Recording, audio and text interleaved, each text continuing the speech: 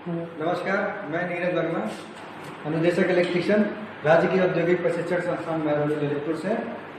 हम जो टॉपिक पिछली बार पढ़ रहे थे फंडामेंटल इलेक्ट्रिसिटी, उसका पहला पार्ट हुआ था। आज इसका दूसरा पार्ट होगा, जिसमें हम विस्तार से करंट, वोल्टेज और रेजिस्टेंस वगैरह के बारे में जानेंगे। तो आइए शुरू करते हैं।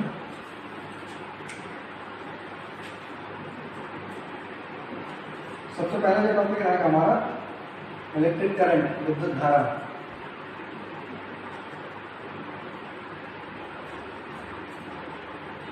हम इलेक्ट्रॉन के बारे में पढ़े थे लास्ट क्लास में, फ्री इलेक्ट्रॉन्स, मुक्त इलेक्ट्रॉन के बारे में पढ़े थे। ये मुक्त इलेक्ट्रॉन्स ही ऐसे इलेक्ट्रॉन्स होते हैं, फ्री इलेक्ट्रॉन्स ऐसे इलेक्ट्रॉन्स होते हैं जो पूरे इलेक्ट्रिसिटी का कारण बनते हैं। इलेक्ट्रिसिटी का कारण मतलब इलेक्ट्रिकल करंट का कारण, इलेक्ट्रिकल वोल्टेज का कारण। तो जो भी बनते हैं कारण, ये फ्री इलेक्ट्रॉन्स ही बनते हैं, मुक्त इलेक्ट्रॉन्स। तो सबसे पहले हम इलेक्ट्रिकल करंट के बारे में बात कर लेते हैं, जिसे हम हिंदी में विद्युत धारा बोलते हैं। आवेश के बहाव के दर को हम विद्युत धारा बोलते हैं। Rate of flow of charge,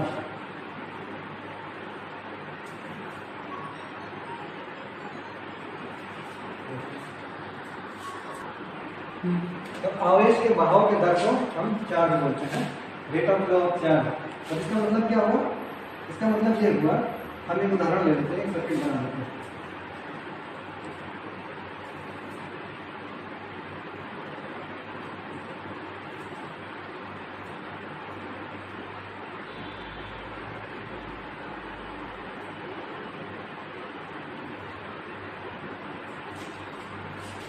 इसमें हमने कोई बैटरी ले लिया है, डीसी बैटरी, जिसपे आवेश आया हुआ है। इस बैटरी के टर्मिनल पे आवेश आया है। आवेश के बहाव के दर को हम करंट, इलेक्ट्रिक करंट बोलते हैं, विद्युत धारा बोलते हैं। ठीक है, तो इसको समझाने के लिए हम एक बैटरी ले लेते हैं। ये एक सिंपल बैटरी है, डीसी बैटरी, जिसपे आवेश आया है प्लस एक टर्मिनल पे, दो टर्मिनल है इसके, एक प्लस टर्मिनल, एक माइनस टर्मिनल। ये प्लस टर्मिनल पे प्लस चार्ज आया हुआ है, प्लस आवेश आया हुआ है, और इस पे माइनस टर्मिनल पे माइनस आवेश आया हुआ है।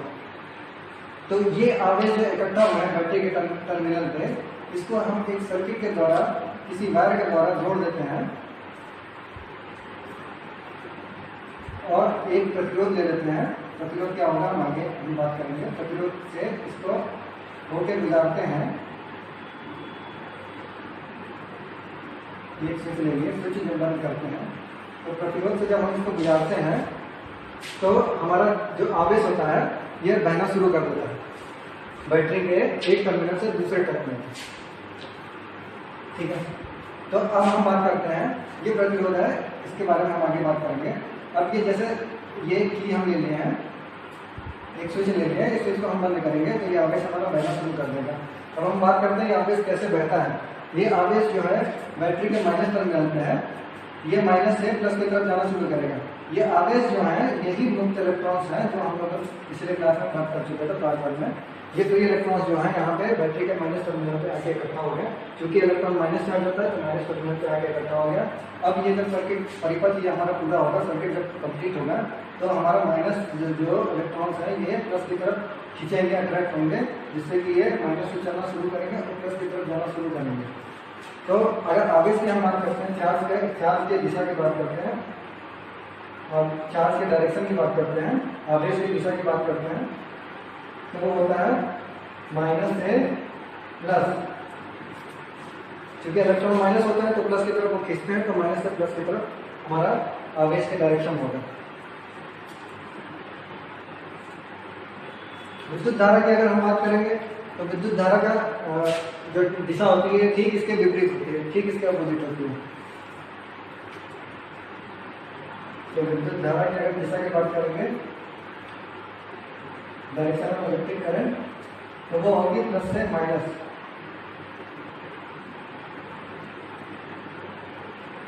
तो यहाँ पे अगर हम इलेक्ट्रिक करंट की बात करेंगे तो ये प्लस से चलेगी, बैटरी के प्लस टर्मिनल से चलेगी और सर्किट पूरा करते हुए बैटरी के माइनस टर्मिनल पे आएगी। ठीक है। इसको इलेक्ट्रिक करंट को हम आई से संबोधित करते हैं। तो आई बराबर rate of flow of charge, मतलब आवेश के बहाव का दर। चार्ज को हम क्यू से डिनोट करते हैं और समय को टी से। तो यदि इसका फॉर्मूला हम निकालेंगे तो आई बराबर क्यू बटे टी आएगा। इसकी इकाई की बात करेंगे, यूनिट की बात करेंगे तो हम एम्पियर लिखते हैं। इस एम्पियर का सिंबल होता है ए।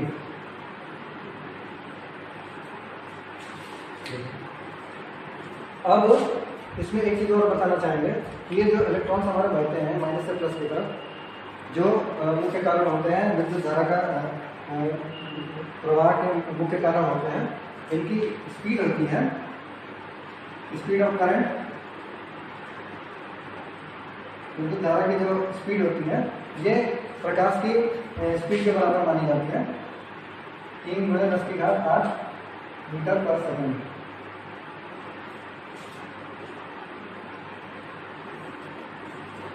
तो ये हो गया हमारा इलेक्ट्रिक करंट। अब हम आगे बात करेंगे इलेक्ट्रिकल वोल्टेज की।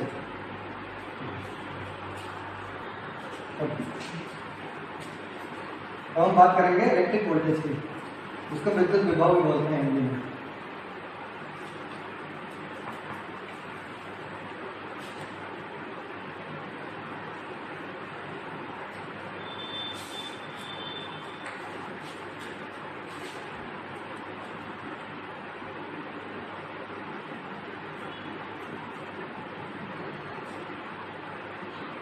हिंदी में से विद्युत विभव भी बोलते हैं। विद्युत विभव वो होता है जो चार्ज के बहाव को बहने के लिए प्रेरित करता है, उनको तैयार करता है। तो ये मुख्यतः किस वजह से आता है? ये स्थितिज ऊर्जा एक होती है हमारी ऊर्जा, पोटेंशियल एनर्जी जिसको बोलते हैं, उसकी वजह से आती है।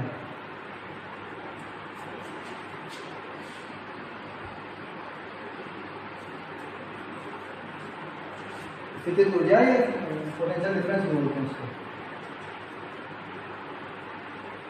Potential energy. चार्ज के बहाव को बहने के लिए प्रेरित करता है। जैसे कि हम उदाहरण लेते हैं, एक बैटरी है, ये डिस्चार्ज बैटरी है, इसमें कुछ रासायनिक क्रिया होती है इसके अंदर। जब हम चार्ज करेंगे, इसमें इलेक्ट्रोलाइट वगैरह डालेंगे तो इसमें रासायनिक क्रिया होंगी इसके अंदर, जिसकी वजह से इसकी दो टर्मिनल, इसके दोनों टर्मिनल पे पॉजिटिव और नेगेटिव दो टर्मिनल हुए। इसके दोनों, ये लंबा वाला जो होता है पॉजिटिव रहता है और छोटी वाली जो रहती है वो टर्मिनल वो नेगेटिव होती है। तो इसके नेगेटिव टर्मिनल पे ये इलेक्ट्रॉन्स उत्पन्न होने लगते हैं रासायनिक क्रिया की वजह से। और रासायनिक क्रिया किस वजह से होती है? जब बैटरी हम चार्ज करते हैं तो इसमें रासायनिक क्रिया होती है। तो अब ये क्या होगा, ये माइनस की बैटरी के माइनस टर्मिनल पे ये इकट्ठा हो जाएगा, ये आवेश। तो ये जो इकट्ठा हो रहा है ये रासायनिक क्रिया की वजह से हो रहा है। अब रासायनिक क्रिया की वजह से यहाँ पे चार्ज तो इकट्ठा हो गए, लेकिन ये अभी बहने को नहीं है, बह नहीं रहे हैं। ये बहेंगे कब? ये बहेंगे तब जब हम इनमें एक परिपथ लगा देंगे। ये एक की दे दिए हैं स्विच, और ये एक डीसी बल्ब लगा देते हैं। अब ये स्विच जब हम बंद करेंगे तो ये माइनस से प्लस की तरफ आवेश देना शुरू हो जाएगा। तो इन आवेश को जो तैयार किया बहने के लिए वो किसकी वजह से हुआ है? ये बैटरी की वजह से हुआ है। बैटरी में के अंदर रासायनिक क्रिया हुई है तो पोटेंशियल एनर्जी उत्पन्न हुई है, जो कि चार्ज को बहने के लिए प्रेरित की है। इसलिए इस बैटरी में हमारा इलेक्ट्रिक वोल्टेज आया है। इसे हम इलेक्ट्रिक वोल्टेज बोलेंगे, हिंदी में इसे विद्युत विभव बोलते हैं।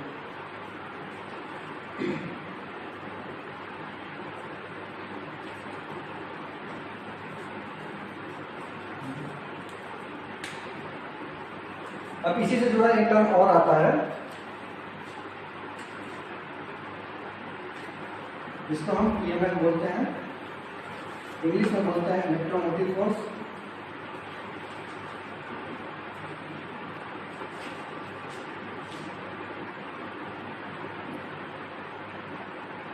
हिंदी में हम बोलते हैं विद्युत वाहक बल। विद्युत वाहक बल ऐसा बल होता है जो कि किसी परिपथ में लगता है, जो आवेश को माइनस से प्लस की तरफ किसी भी परिपथ में भेजने के लिए प्रेरित करता है। ये ऐसा बल है, ये फोर्स है। तो एक प्रकार से हम ये भी कह सकते हैं कि ऐसा बल है जो वोल्टेज को उत्पन्न करता है, जिसकी वजह से वोल्टेज उत्पन्न होती है। हिंदी में हम इसे विद्युत वाहक बल बोलते हैं।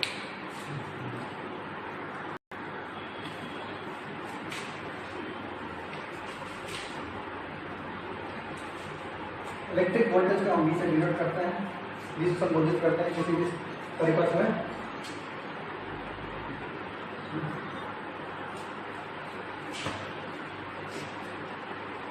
इसको हम लोग V से संबोधित करते हैं और इसकी इकाई होती है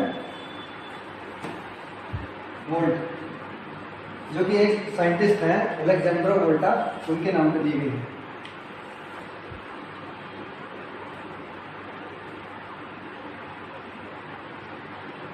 इनके नाम में ये नाम वोल्ट रखा गया है। इन्होंने ही इसकी खोज की थी, इलेक्ट्रिक वोल्टेज की, इलेक्ट्रिक विद्युत विभव की। इसके बाद अगला जो है हमारा वो है प्रतिरोध। इसको इंग्लिश में हम रेजिस्टेंस भी बोलते हैं।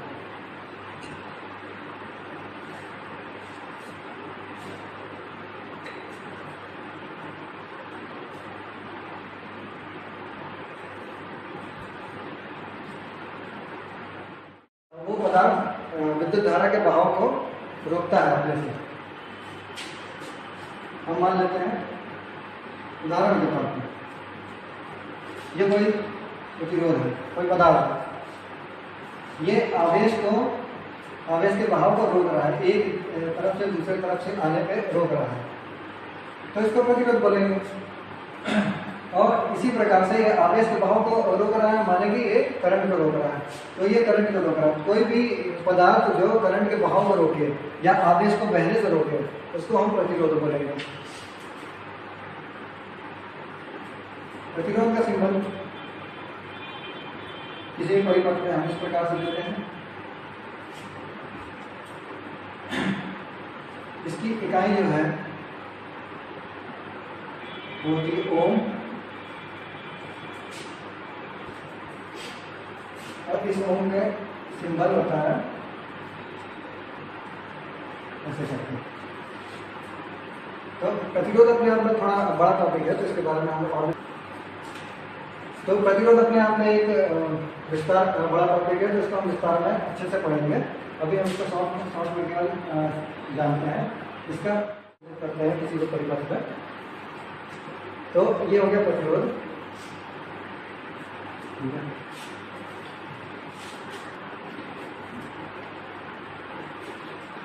अगला जो इसी में हम टॉपिक पढ़ेंगे वो हमारा विद्युत पावर है।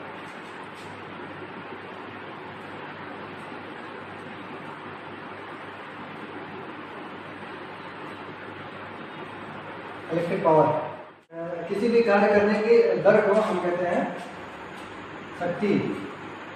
पावर होती है कार्य करने की दर को, rate of doing any work. तो W होता है वर्क और T होता है टाइम, T बराबर W/T।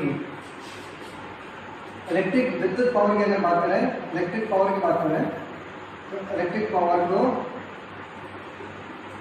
वोल्टेज गुणे करंट, वोल्टेज इंटू करंट या विद्युत विभव गुणे विद्युत धारा से संबोधित करते हैं।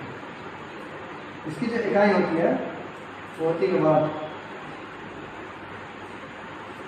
जिसको W से संबोधित करते हैं, और पावर को हम P से संबोधित करते हैं, ठीक है। इसके बाद हम पढ़ते हैं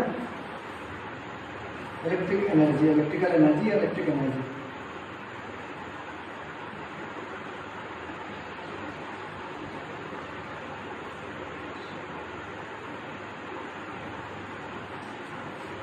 कार्य करने की क्षमता को हम ऊर्जा कहते हैं। अब विद्युत में बात करें, विद्युत में इलेक्ट्रिक एनर्जी, तो यही ये पावर जो है इलेक्ट्रिक पावर, इसकी कार्य करने की क्षमता को हम इलेक्ट्रिकल एनर्जी कहेंगे, विद्युत शक्ति बोलेंगे। इसको हम P से डिनोट करेंगे, P से बोलेंगे P गुणे T। शक्ति कितनी देर तक शक्ति है, पावर, इलेक्ट्रिक पावर हमारी कितने टाइम तक है उसके पास, उसको हम बोलेंगे उसकी ऊर्जा।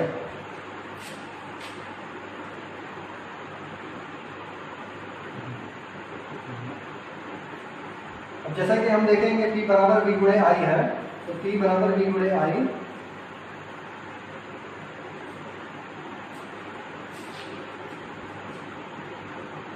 इंटू ये T। तो इसका फॉर्मूला हो जाएगा P का V गुणे I गुणे ये T टाइम।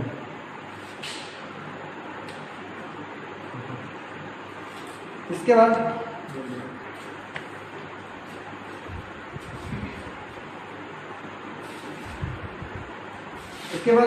अगले टॉपिक में, ये टॉपिक यहाँ खत्म है।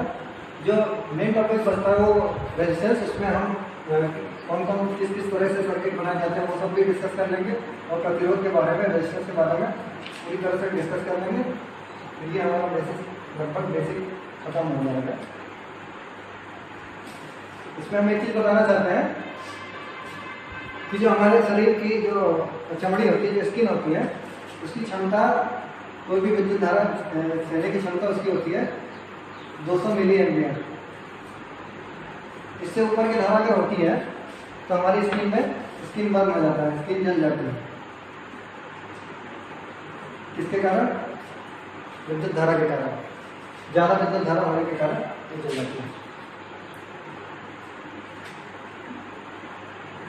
तो हमारी जो शरीर है इसका प्रतिरोध कितना होता है उसके बारे में भी हम डिस्कस कर लेते हैं। जो हमारे शरीर का, हमारे बॉडी का रेजिस्टेंस और प्रतिरोध है,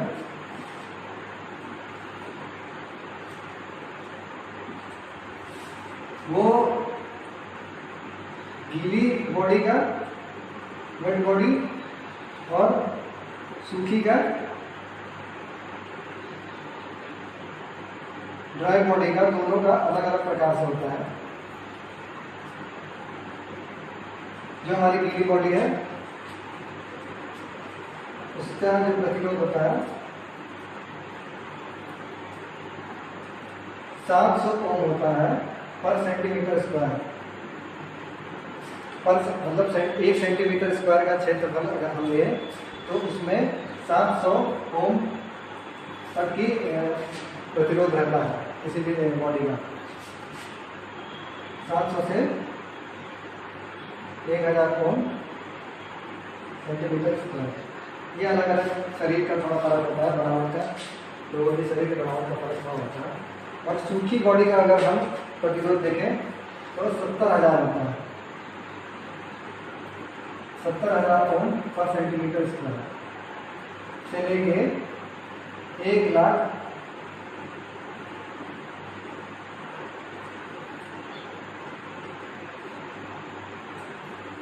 ओम पर सेंटीमीटर स्क्वायर। तो इतना हमारा हो गया बेसिक। इसके बाद हम रेजिस्टेंस, प्रतिरोध के बारे में पूरी तरह से पढ़ेंगे और अलग अलग प्रकार के सर्किट हैं उनको देखेंगे। सीरीज हो गया, पैरेलल हो गया और दोनों का मिश्रण हो गया, तो वो सर्किट देखेंगे। फिर उसके बाद कुछ क्वेश्चन लगाएंगे, इसके बाद ये टॉपिक हम खत्म करेंगे।